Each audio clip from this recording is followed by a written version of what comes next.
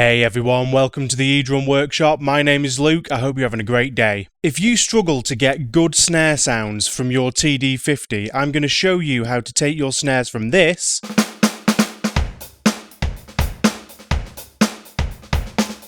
to this.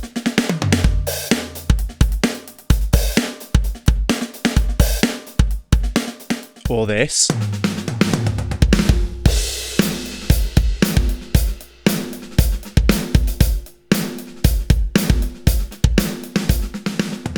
Or even this.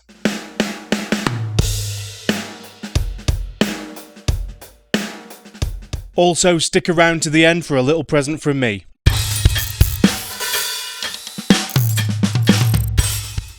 If you own a TD-50, you'll know that it's not always easy to get a satisfying snare drum sound out of it. One of the biggest gripes that I hear about the TD-50 a lot is that the snares are pretty rubbish, and to be honest, I agree out of the box. But in my opinion, the best and most versatile snare in the TD-50 module is the walnut popper snare. It has just the right level of flexibility to strip out what we don't want and then to use it as a base for a lot of other great snare sounds. To start off with, the walnut popper has a lot of similar characteristics to a lot of the other snare drums in the TD-50. It's quite harsh sounding, it has some odd tonal qualities, and it's quite flat. But we don't have to settle for stock anything here, we can tweak all of that out. Where this snare drum really shines is the overall body, the presence, and the attack that you can dial into it. And once you've tweaked it, it's the perfect snare for layering. I use it as the basis for pretty much every snare drum that I've made on the module, and what's telling is that even when I bought the V-Expressions pack, Generations, I found that almost every snare drum on there also used the walnut popper as the bass. So it's clearly not just me that thinks it's the best one on there. So I'm going to run you through some tweaks that I think are most important for layering this sound. If you want to use the sound on its own, you can dial some of these back and add bits back in, but I find that drying it up a lot is what works best for sample layers. I'm going to keep it brief because I've already covered this in quite some depth in a different video. That video was about creating naturally playable electronic sounds, and although I was only using electronic samples on that video,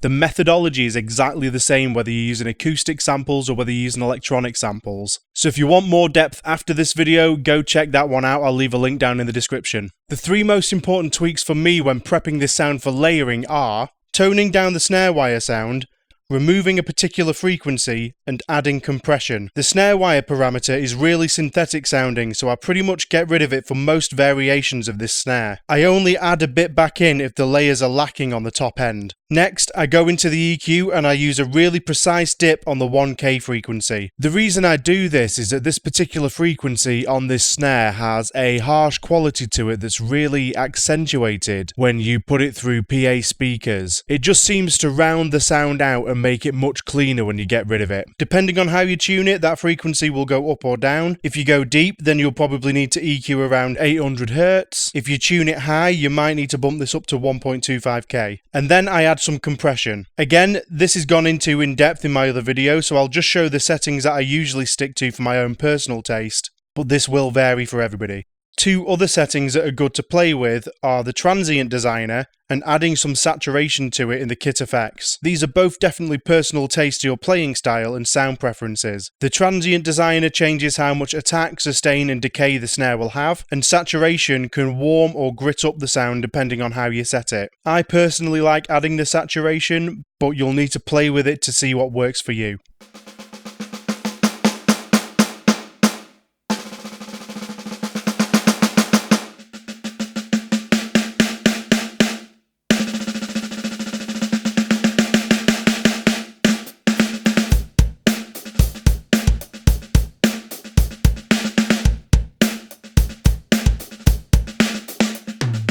So we've got the general shape and tone of the drum in a much more pleasing place than when we started. From here, this is when I decide what I'm going to do with this snare drum. If I want to use the sound on its own, I'll dip back into the parameters, maybe add a little bit of the snare wire, add some reverb, change the tuning to taste. Or I could layer in another internal Roland sound to completely change the character but keep the playability. Here's what that sounds like using the steel tube lug snare as a layer.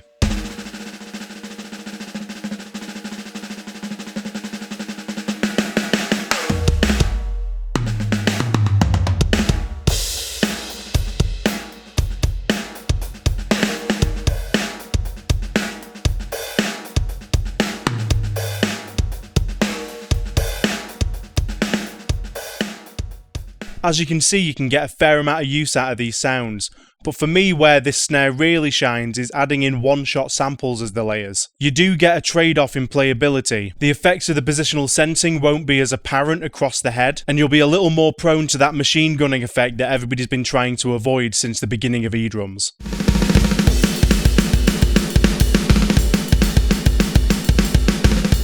Personally, I allowed this sacrifice because I think it gives me much better playfeel with real acoustic samples. This approach is great for pop and rock where you're relying on backbeat grooves and dynamic fills. If you really go to town on the snare drum at full velocity, then you will get the machine gunning, but if you keep those fills more interesting dynamically, you won't notice it anywhere near as much. Also, when you're using one-shots, you want to make sure that you're fully utilising the dynamic fade option. With the internal sound, you can mix them together for variations in the ghost notes, but unfortunately, when you use one-shot samples, especially if it's a maximum velocity hit for the sample, it's really going to mess up the dynamics of your ghost notes. So ideally you want to blend them in somewhere above the ghost notes. This keeps the dynamic variation of the internal snare in place, but then you bring in the prominence of the sample as you go up in dynamics. So I'm going to demonstrate a bunch of snare drums that I've made using this technique. I've used samples from places like Superior Drummer 2, sample packs that I've found online, and even from sampling other drum modules myself. So it really does work with almost any snare sound.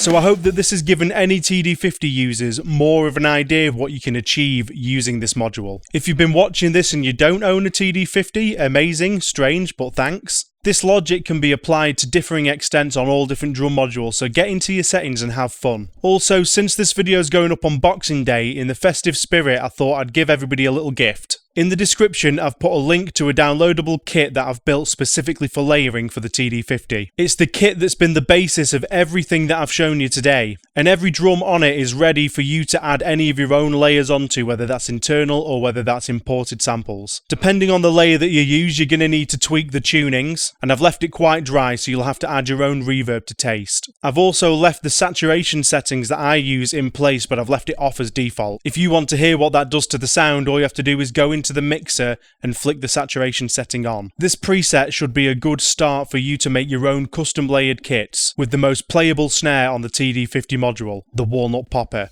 If you've taken something away from this video, please like it, subscribe to the channel, share it with anybody else that you know who has a TD-50 that might find this useful. Enjoy the rest of your day, have an amazing holiday season no matter what you celebrate, and I'll catch you in the next one.